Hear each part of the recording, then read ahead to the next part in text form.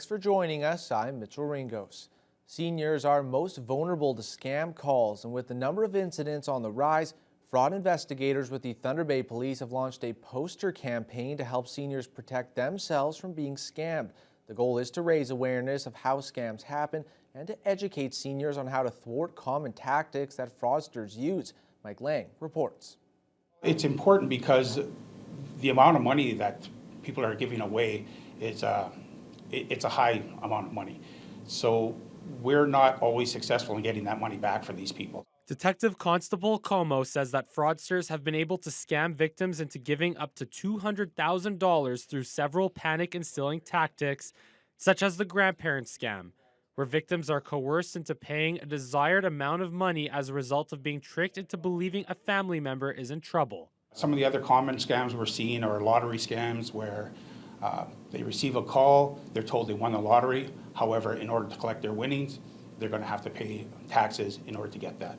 And I guess the other one that's more common would be they receive a call stating that there's been a charge to their credit card that's been made by error, and they require their banking information to refund it. Thunder Bay Police have been dealing with an increase in scam call cases recently, particularly with Bitcoin in the winter of 2022. This prompted the police service to launch a campaign to help seniors protect themselves from fraudsters, distributing posters in areas frequented by seniors. Como says that seniors tend to be more trusting of people in general, which makes them more susceptible to falling for scams. The good news, the police's initiatives of educating seniors on scams seems to be paying off. So the last time we were getting calls, we received numerous calls from our seniors stating that somebody had contacted them and attempted to get money, but they didn't provide it because of some of the knowledge. So that alone tells us that people are getting the message and it's working. Investigators are not always able to help victims retrieve their funds once they've been withdrawn by scammers, especially if they've been transferred in cash or Bitcoin, where the chance of retrieval is close to zero. That's why Como urges potential victims to hang up immediately whenever they're asked for money or banking information by a suspicious caller and to report the incident to local police. Mike Lang, TBT News. OPP patrol vehicles throughout the Northwest region are now equipped with an automated license plate recognition system and in-car cameras. The new system makes it faster and easier for the provincial police to run license plate information. Carl Langdon has the details. The OPP's new automated license plate recognition system is faster and cheaper than the old technology, making it possible for the police force to install the cameras in all patrol vehicles and to automatically flag license plates linked with criminal or traffic offenses. Well, on average, to do a traffic stop, to talk to the driver, to get a license, to go back to the car, to get that information to his dispatcher, it could take 15 minutes, 10 minutes. This system here will run multiple plates in fractions of a second. Nipigon Detachment Commander David Moskal explains that the system can scan plates and look them up in an MTO database, alerting officers as they drive if a license plate is associated with one of a number of offenses. So, for example, it will tell us if there's an Amber Alert attached to that plate. It'll tell us if that plate is stolen. It'll tell us whether the registered owner may be a suspended driver or prohibited driver. According to Moskal, there is nothing new about the capacity to scan plates, but the old system was cost prohibitive and was only installed on one of the detachment's vehicles. With cameras mounted on the roof, winter visibility could also be affected by snow and salt. We always have a reason for stopping a vehicle, and this system will give us an alert, which will give us a reason to stop a vehicle. We just don't randomly stop vehicles. We have a reason, whether that be a traffic infraction, whether the officer recognizes that perhaps that driver is suspended or prohibited. The new cameras can also act as dash cams, automatically recording video when a vehicle's lights are activated or it exceeds 150 kilometers per hour. There is also a secondary camera in each vehicle that officers can activate to record the rear seats. Footage Moskal says will be disclosable to anyone facing charges. Carl Langdon, TBT News.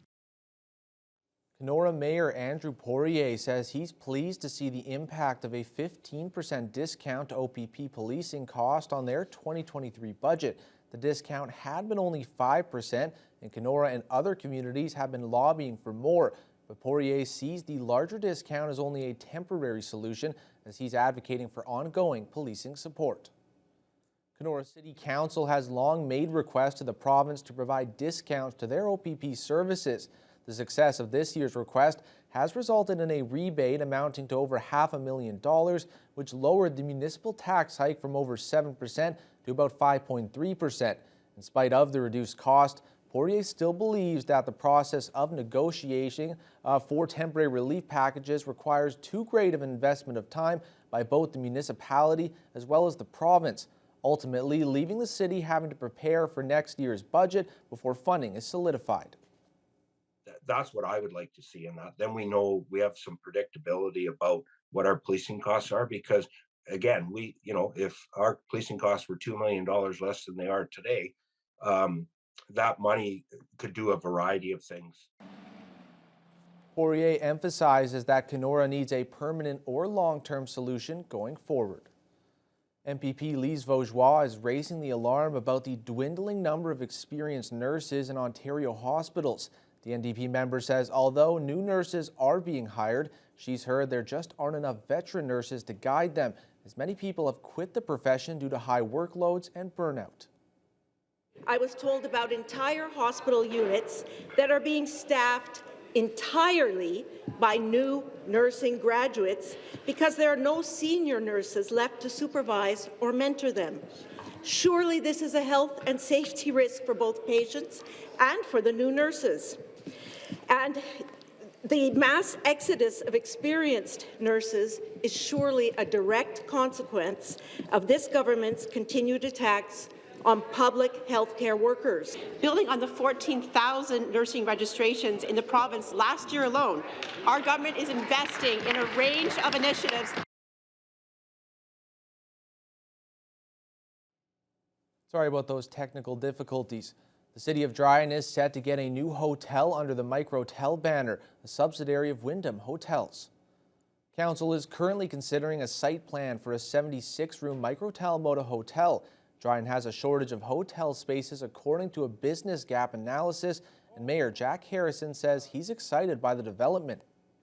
There will be some long-term suites there, like for a month, so we found that there's a good contractor base that comes into our city, so it'll be helpful for that.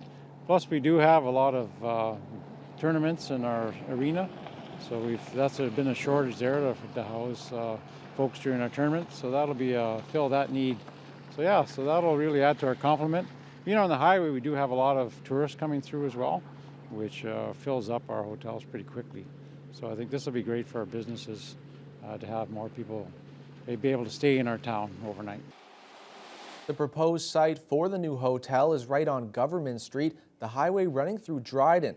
It's too soon to say when construction might begin, but if everything goes smoothly and council approves the site plan, it could take as little as a month to process a building permit. Local motocross riders came out to race on Lake Superior today for the 4th annual Bobby Powell Memorial Motorcycle Ice Races, which helps raise money for cancer care equipment at the regional hospital. Jessica Clement reports.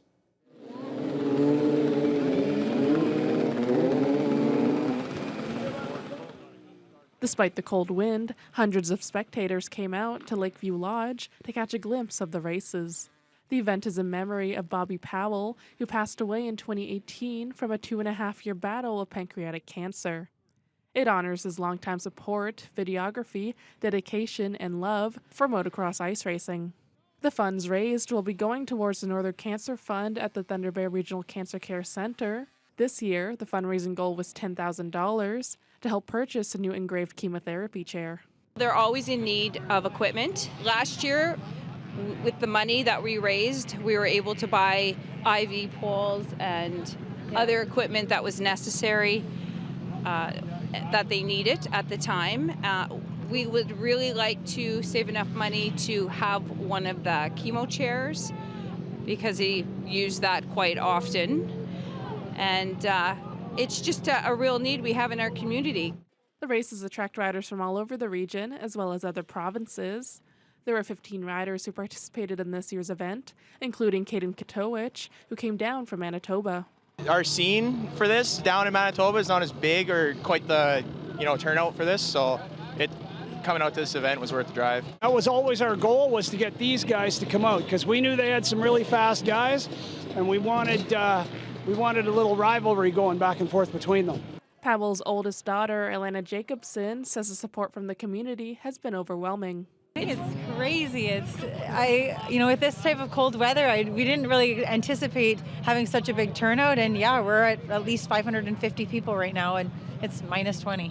And that I've been here the entire time. Nice to see people not only from the Shunya community, but from Thunder Bay and surrounding areas come out and help with this. If you would like to donate to the Northern Cancer Fund, you can do so online at the Thunder Bay Regional Hospital's website. Jessica Clement, TBT News.